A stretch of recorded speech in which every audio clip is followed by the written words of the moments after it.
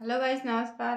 मैं हूं संजू यादव और हमारे चैनल में आप सबका स्वागत है, अभिनंदन है। तो मैं बहुत प्यारा सा चुटकुला नाच गीत लेकर आई। कैसा लगे तो आप लोग जरूर कमेंट में बताइएगा। और आइए सुनिए।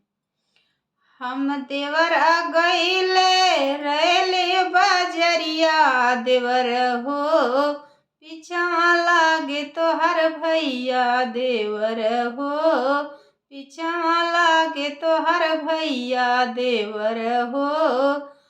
हम देवरा खाइला पूड़ी मिठैया, हम देवरा खाइला पूड़ी मिठैया, देवर हो दोनवा चटै तोहर भैया, देवर हो दोनवा चटै तोहर भैया, देवर हो।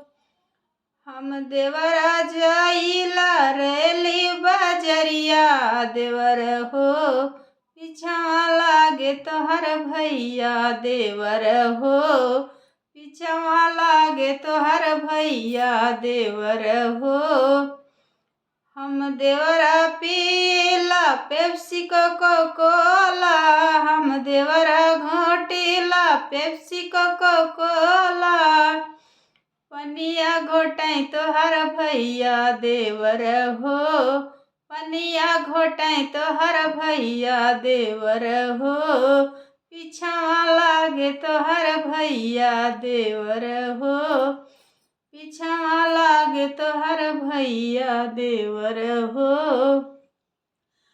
हम देवरा जाइला रेली बजरिया, हम देवरा जाइला रेली बजरिया, देवर हो पीछा लागे तोहर भैया, देवर हो पीछा लागे तोहर भैया, देवर हो। हम देवरा कुचिला लगला बिरौआ, हम देवरा कुचिला लगला बिरौआ, सुरती ठोकै तोहर भैया, देवर हो सुरती ठोकै तोहर भैया, देवर हो पीछा लागे तोहर भैया, देवर हो पीछा लागे तोहर भैया, देवर हो। हम देवरा जाइला रेली बजरिया, देवर हो पीछा लागे तोहर भैया, देवर हो।